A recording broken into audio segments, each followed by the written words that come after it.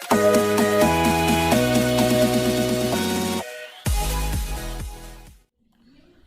And welcome again to the YouTube channel cool e learning. My dear friends, जब से BJP government सत्ता के अंदर है, लगातार नई नई चेंजेस, नई नई स्कीम्स ला रहे हैं। जैसा कि उन्होंने मैनिफेस्टो में बताया था, वो सारे वादे, वो सारे जो मैनिफेस्टो के अंदर उन्होंने बताया था, वो सारी चीज़ें वो करना चाहती हैं। वो चाहे एनपीए हो, एनआरसी हो, राम मंदिर का मुद्दा हो, और ये जो अब नई पॉलिसी इन्होंने लॉन्च करी है प्राइम मिनिस्टर मोदी की अध्यक्षता में, रमेश पोखरियाल निशंक, जो कि ministry of HRD, human resources and development के जो कैबिनेट मिनिस्ट्री है, उन्होंने नई राष्ट्रीय शिक्षा नीति को लॉन्च कर दिया है। और इस नई राष्ट्रीय शिक्षा नीति के अंदर उन्होंने क्या क्या चेंजेस किए हैं, स्टूडेंट्स के लिए क्या क्या चेंजेस है, कॉलेज स्टूडेंट्स के लिए क्या क्या चेंजेस हैं, वो सारी चीज़ें अपन सिंपल लैंग्वेज के अंदर इस वीडियो के अंदर डिस्कशन करने वाले हैं। तो आइए चलते हैं, डिस्कस करते हैं इस वीडियो के अंदर नई राष्ट्रीय शिक्षा नीति को। तो सबसे पहले तो देखिए दोस्तों, जो सबसे पहला बड़ा जो चेंज किया गया है वो ये है कि इस मिनिस्ट्री, यानी कि ये जो human resources and development ministry है, इसका नाम चेंज कर दिया गया है और वो नाम है ministry of education. Ministry of education, ठीक है। दूसरा पॉइंट ये है कि जो 6% ऑफ जीडीपी है, इंडियन गवर्नमेंट अब 6% ऑफ जीडीपी खर्च करेगी एजुकेशन सेक्टर के ऊपर। 6% ऑफ जीडीपी एजुकेशन सेक्टर के ऊपर खर्च किया जाएगा। अब तक इंडिया के अंदर 2017-18 का जो ड्राफ्ट, जो एनईपी का ड्राफ्ट देखें, 2019 का जो एनईपी का ड्राफ्ट था, नेशनल एजुकेशन पॉलिसी का ड्राफ्ट था, उसके अंदर ये बताया गया है कि 2017-18 तक इंडिया के अंदर बजट का मात्र 2.7% जीडीपी का खर्च किया गया है एजुकेशन सेक्टर के ऊपर, और इसको बढ़ाकर किया जा रहा है अब 6% ऑफ जीडीपी, यानी कि जीडीपी का 6% हिस्सा अब एजुकेशन सेक्टर के ऊपर खर्च किया जाएगा। देखिए दोस्तों, ये जो एजुकेशन पॉलिसीज है, अब तक इंडिया में 3 बार एजुकेशन पॉलिसीज आ चुकी है। इंडिया में अब तक 3 बार एजुकेशन पॉलिसीज आ चुकी है। पहली एजुकेशन पॉलिसी आई थी 1968 के अंदर, 1968 के अंदर, और दूसरी एजुकेशन पॉलिसी आई थी 1986 के अंदर, 1986 के अंदर, और तीसरी आई थी 1992 के अंदर। अब देखिए, ये जो 1968 के अंदर जो न्यू एजुकेशन पॉलिसी आई थी, इसको लाया गया था कोठारी कमीशन की रिकमेंडेशन पे। कोठारी कमीशन, याद रखिएगा, जो पहली एजुकेशन पॉलिसी आई थी वो कोठारी कमीशन के रिकमेंडेशन पर आई थी, कोठारी कमीशन। और कोठारी कमीशन की जो रिकमेंडेशन में जो सारी बातें थी एजुकेशन पॉलिसी से रिलेटेड, वो सारे एस्पेक्ट मान लिए गए थे, सिर्फ इस एस्पेक्ट को छोड़कर कि 6% ऑफ जीडीपी, जी हाँ, 6% ऑफ जीडीपी कोठारी कमीशन ने रिकमेंड किया था कि 6% ऑफ जीडीपी एजुकेशन सेक्टर पे खर्च किया जाए। लेकिन इसको सिर्फ इस एस्पेक्ट को छोड़कर बाकी सारी रिकमेंडेशन इनकी मान ली गई थी। और लगातार जो 1986 और 1982 के अंदर 1992 है, 1992 तीन आई थी, 1968, 1986 और 1992, ठीक है। और अब ये जो चौथी आई है, ये 2020 न्यू एजुकेशन पॉलिसी। तो कोठारी कमीशन की सारी बातें मान ली गई थी 6% ऑफ जीडीपी को छोड़कर। और फिर ये लगातार मुद्दा उठता रहा 1986 में भी कि 6% ऑफ जीडीपी खर्च किया जाए एजुकेशन सेक्टर के ऊपर, लेकिन ऐसा हो नहीं पाया। और अगर अपन बात करें अलग देशों की, तो जो फिनलैंड का एजुकेशन सिस्टम है, जो वर्ल्ड के अंदर बेस्ट माना जाता है फिनलैंड का एजुकेशन सिस्टम, फिनलैंड खर्च करता है अपनी जीडीपी का 7% ऑफ जीडीपी एजुकेशन के ऊपर खर्च करता है फिनलैंड। जो पूरी दुनिया के अंदर, वर्ल्ड के अंदर जो सबसे बेस्ट एजुकेशन सिस्टम है वो है फिनलैंड का। और फिनलैंड अपनी जीडीपी का 7% हिस्सा एजुकेशन सेक्टर के ऊपर खर्च करता है, और भूटान करता है 7.5%, ठीक है। तो अब जो 35 साल के बाद ये जो चेंज हुआ है न्यू एजुकेशन पॉलिसी के अंदर, इसके अंदर जो मेन जो बड़ा चेंज ये है कि 6% ऑफ जीडीपी अब खर्च किया जाएगा एजुकेशन सेक्टर के ऊपर, जिससे कि एजुकेशन सेक्टर का इंफ्रास्ट्रक्चर इंप्रूव होगा। एजुकेशन सेक्टर के अंदर जैसे गवर्नमेंट स्कूल्स के अंदर आप देख सकते हो लेबोरेटरीज की सुविधाएं बढ़ाई जाएंगी और उनका इंफ्रास्ट्रक्चर इंप्रूव किया जाएगा। टीचर्स की व्यवस्था जो एक्स्ट्रा करिकुलर एक्टिविटीज़ हैं उनको ज़्यादा इंप्रूव किया जाएगा, उनको ज़्यादा तवज्जो दी जाएगी। तो आइए अपन देखते हैं क्या क्या वेरियस इसके अंदर एजुकेशन सिस्टम के अंदर क्या क्या चेंज किया गया है, वो चीज़ें अपन देखते हैं।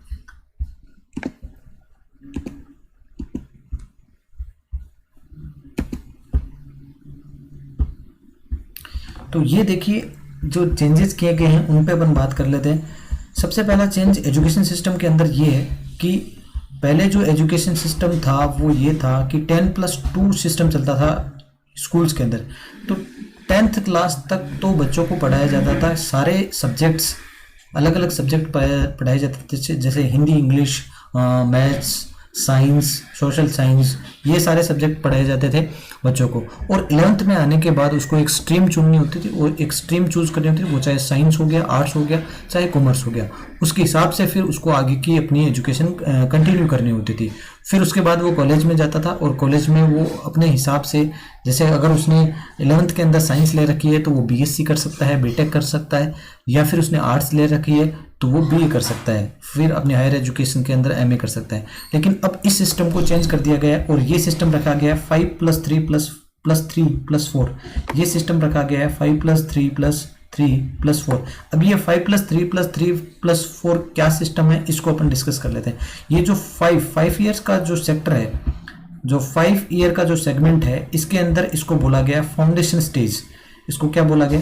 फाउंडेशन स्टेज बोला गया। और फाउंडेशन स्टेज के अंदर क्या होगा कि बच्चों की एक नींव तैयार की जाएगी। फाउंडेशन स्टेज को फर्दर इन्होंने डिवाइड कर दिया है 3 और 2 साल के अंदर। 3 साल तक इसको बोला गया pre primary level. Pre primary level के अंदर बच्चों को खेलकूद व अन्य गतिविधियों के जरिए बच्चों को एजुकेशन, जो नॉर्मल एजुकेशन होती है, वो सिखाई जाएंगी। उनका जो 3 साल के अंदर जो नॉर्मल चीज़ें हैं उनको खेलकूद ही सिखाई जाएगी। यानी कि इन 5 सालों के अंदर फाउंडेशन स्टेज के अंदर बच्चों का जो ये भारी भारी किताबें होती हैं, जो बैग का जो भारी वजन होता है, इससे बच्चों को मुक्ति मिलने वाली है। यानी कि आने वाले जो भविष्य में जो बच्चे जो अपनी स्कूलिंग की शुरुआत करने वाले हैं, उनकी किस्मत अच्छी है कि वो अपनी एक नई जिंदगी की शुरुआत कर रहे हैं। उनको ज़्यादा भारी बैग नहीं उठाना पड़ेगा। 5 साल तक उनको सिर्फ खेलकूद व अन्य गतिविधियों के जरिए पढ़ाई कराई जाएगी। और ये 5 साल कंप्लीट होते होते बच्चे की क्लास कंप्लीट हो जाएगी 2nd क्लास, यानी कि बच्चा हो जाएगा 2nd क्लास के अंदर। फिर आता है 3 साल का सेगमेंट। इस 3 साल के सेगमेंट के अंदर बच्चा होगा 3 to 5 क्लास कंप्लीट करेगा। यानी कि ये 3 साल का सेगमेंट खत्म होते होते बच्चा हो जाएगा 5th क्लास के अंदर, 3 to 5 क्लास। यानी कि ये 3 साल का सेगमेंट कंप्लीट होते होते बच्चा हो जाएगा 5th क्लास के अंदर। और इस जो ये 3 साल का सेगमेंट है, इसके अंदर बच्चे को भविष्य के लिए तैयार किया जाएगा, जिसका बेस रखा जाएगा एनसीईआरटी लेवल। और एनसीईआरटी के अंदर बच्चे को ये सारे जैसे सब्जेक्ट्स हो गए, science, maths, arts, social science और ह्यूमैनिटी, इनसे जुड़ी सारी चीज़ें इनको बच्चे को सिखाई जाएगी। अब ये 3 to 5 का सेगमेंट होने के बाद एक 3 साल का सेगमेंट और आता है जो होगा 6 to 8। इसके अंदर ये 3 साल का सेगमेंट कंप्लीट होते होते बच्चा हो जाएगा 8th क्लास के अंदर। और ये भी एनसीईआरटी बेस्ड रहेगा, जिसके अंदर बच्चे को वही सारे विषय, साइंस, मैथ्स, आर्ट्स वगैरह, ये सारे विषय पढ़ाए जाएंगे। अब जो अगला 4 साल का सेगमेंट आता है, ये बहुत इंपॉर्टेंट है। इसके अंदर क्या होगा, 9 से 12 तक ये सेगमेंट है। ये कंप्लीट होते होते बच्चे की 12th क्लास कंप्लीट हो जाएगी। अब इसके अंदर क्या रखा गया है, इसके अंदर रखा गया है कि किसी एक सब्जेक्ट के लिए बच्चे के अंदर, किसी एक सब्जेक्ट के लिए स्टूडेंट के अंदर एक गहरी समझ पैदा की जाएगी और उसको डिसीजन मेकिंग पावर इंप्रूव करने के लिए उसकी विश्लेषण क्षमता बढ़ाई जाएगी। ठीक है, तो एक विषय 9 से 12, एक विषय में उसको जो पारंगत आप बोल सकते हो, या फिर उसको एक विषय के लिए उसको परफेक्ट किया जाएगा, एक सब्जेक्ट के अंदर उसको परफेक्ट करने के लिए उसको एजुकेशन दी जाएगी। ठीक है, अब यहाँ से क्या हटाया क्या गया है, जैसे कि आपको टेंथ के बाद आपको 11th के अंदर क्या चुननी होती थी, स्ट्रीम चुननी होती थी। जो सिस्टम था, स्ट्रीम, जैसे आपको साइंस लेनी है, आर्ट्स लेनी है, वो जो स्ट्रीम सिस्टम था वो अब हटा दिया गया है। जी हाँ, जो स्ट्रीम सिस्टम है वो हटा दिया गया है। आपको 11th के अंदर जो भी आप विषय चुनना चाहो, जैसे कि पहले क्या होता था कि आपने साइंस चुन ली तो आपको आगे की पढ़ाई साइंस के अंदर ही करनी है, यानी कि आपको बीएससी करनी है, बीटेक करनी है, ऐसा कुछ करना है। लेकिन अगर आपने 9th के अंदर, जैसे सपोज आपके साइंस जो भी हो, लेकिन आप 12th तक आप जो सब्जेक्ट पढ़ना चाहते हो वो सब्जेक्ट आप पढ़ सकते हो। यानी कि अगर आपके साइंस है तो और आपने चूज़ किया है कि आपको पॉलिटी भी पढ़नी है, आपको हिस्ट्री भी पढ़नी है, तो आप वो सारे सब्जेक्ट भी पढ़ सकते हो। लेकिन इसके लिए एक पूल तैयार किया जा रहा है, यानी कि कुछ एक पूल तैयार किया जा रहा है कि इन सब्जेक्ट के अंदर से ही आप चुन सकते हो। जैसे कि आपने साइंस ले रखी है तो साइंस वाले विषय तो सारे आपको पढ़ने ही है, जैसे फिजिक्स हो गया, केमिस्ट्री हो गया, मैथ्स हो गया या बायोलॉजी हो गया, ये सारे सब्जेक्ट तो आपको पढ़ने ही है।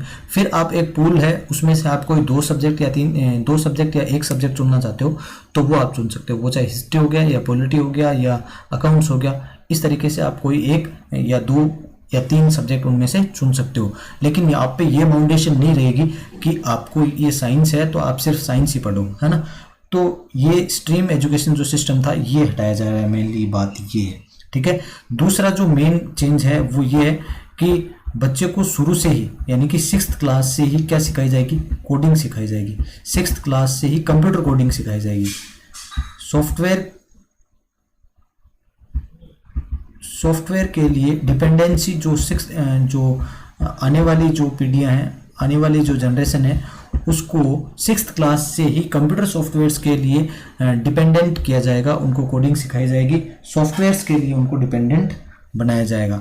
ठीक है, दूसरी बात यह है कि 6th क्लास से ही वो इंटर्नशिप कर सकता है। इंटर्नशिप का मतलब ये होगा कि बच्चे का किसी चीज़ में जो सपोज इंटरेस्ट है, आप बोल सकते हो उसका इंटरेस्ट है कंप्यूटर के अंदर है, उसका इंटरेस्ट टीचिंग के अंदर है, उसका इंटरेस्ट पेंटिंग के अंदर है, ड्राइंग के अंदर है, और कोई भी चीज़ में उसका कोई स्पोर्ट्स के अंदर उसका इंटरेस्ट है, तो उसके लिए उसको इंटर्नशिप दी जाएगी। वो कहीं भी जाके इंटर्नशिप लेकर आ सकता है, उसके लिए गवर्नमेंट उसको सपोर्ट करेगी। ये है एक नया चेंज। दूसरा ये है कि बच्चे की जो पहले आपको अब तक क्या होता आ रहा है कि हर एक साल से रिजल्ट आता है, 12 महीने के बाद क्लास का रिजल्ट आता है। लेकिन अब क्या होगा, हर 6 महीने के बाद सेमेस्टर वाइज रिजल्ट आएगा। हर 6 महीने के बाद बच्चे की आपको रिपोर्ट मिल जाएगी। ये रिजल्ट सिस्टम जो कर दिया गया है वो 6 महीने का कर दिया गया। दूसरा ये है कि जो बोर्ड परीक्षाएं हैं उनको आसान बनाया जाएगा। बोर्ड परीक्षाओं की मुश्किल नहीं होंगी बोर्ड परीक्षाएं इतनी। ठीक है, दूसरा जो मेन चेंज ये है कि जो इंग्लिश मीडियम की जो अनिवार्यता है वो अब खत्म की जा रही है। जी हाँ, इंग्लिश मीडियम की जो अनिवार्यता है, जो एजुकेशन का जो अंग्रेजीकरण है वो खत्म हो रहा है, और आप अपनी एजुकेशन अपनी नेशनल लैंग्वेज या फिर लोकल लैंग्वेज में कंटिन्यू कर सकते हो। यानी कि आपको अगर 9th के बाद 12th के बाद आप अपनी या कॉलेज जो है वो अपनी लोकल लैंग्वेज में करना चाहते हो तो वो भी आप कर सकते हो। हिंदी में आप सारे पेपर लिखना चाहते हो तो वो भी आप कर सकते हो। यानी कि अंग्रेजी की जो अनिवार्यता है वो खत्म की जा रही है। ठीक है, अब 12th खत्म होने के बाद आता है कॉलेज का सिस्टम। तो कॉलेज में क्या होगा, एक CAT बोलकर एक टेस्ट लिया जाएगा जिसको बोला जा रहा है कॉमन एप्टीट्यूड टेस्ट। क्या बोला जा रहा है, कॉमन एप्टीट्यूड टेस्ट। इसके अंदर क्या होगा, जैसे कि आपके 12th के अंदर मार्क्स कम है और आपको कोई आपकी मनपसंद कॉलेज नहीं मिल रही, तो इस कॉमन एप्टीट्यूड टेस्ट को आप दे सकते हो और अपने नंबर इंप्रूव कर सकते हो, यानी कि अपने मार्क्स इंप्रूव कर सकते हो। कैसे, जितने आपके कॉमन एप्टीट्यूड टेस्ट में यानी कि CAT में जितने आपके नंबर आएंगे वो मार्क्स आपके ऐड हो जाएंगे 12th के मार्क्स के अंदर, और उसको जोड़ के आप अपना मनपसंद का कॉलेज उस हिसाब से ले सकते हो। ठीक है, दूसरी बात, कॉलेज एजुकेशन सिस्टम को अब 4 साल का कर दिया जाएगा। 4 साल के अंदर जो कॉलेज एजुकेशन यानी कि आप किसी चीज़ की डिग्री लेना चाहते हो तो अब 4 साल की हो जाएगी। उन 4 सालों के अंदर आप कभी भी एंट्री कभी भी एग्जिट ले सकते हो, कभी भी main stream entry main stream exit इसको बोला गया है। अब ये कभी भी एंट्री कभी भी एग्जिट, ये क्या सिस्टम है, जैसे कि आपने पहले साल में एडमिशन लिया और किसी वजह से आप पहले साल में ही आप क्विट करना चाहते हो कॉलेज, तो आप क्विट कर सकते हो, आपको एक सर्टिफिकेट मिल जाएगा। ठीक है, कॉलेज की तरफ से आपको एक सर्टिफिकेट मिल जाएगा, नॉर्मल सर्टिफिकेट। दूसरा, अगर आप दूसरी साल में क्विट करना चाहते हो तो आपको मिलेगा डिप्लोमा। तो आपको क्या मिल जाएगा?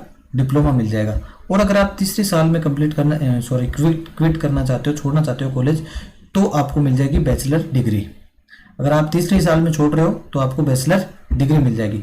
और अगर आप साथ में चौथी साल में यानी कि आप कंप्लीट कर रहे हो, 4th ईयर तक आप कंप्लीट कर रहे हो, तो आपको मिलेगी रिसर्च प्लस डिग्री।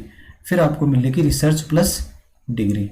तो ये है एजुकेशन सिस्टम कॉलेज का। तो मैंने आपको बता दिया कि स्कूल एजुकेशन सिस्टम कैसे होगा और कॉलेज एजुकेशन सिस्टम कैसे होगा। ठीक है, तो बहुत ही अच्छा एजुकेशन सिस्टम, ये 35 साल के बाद जो एजुकेशन पॉलिसी है ये चेंज होकर आ रही है, जो कि आने वाले दिनों में आने वाले बच्चों के, आने वाले स्टूडेंट्स के लिए एक बहुत अच्छी साबित होगी। I hope so. तो चलिए, इसी के साथ this is Upen Tiwari signing off for today. Thank you very much guys.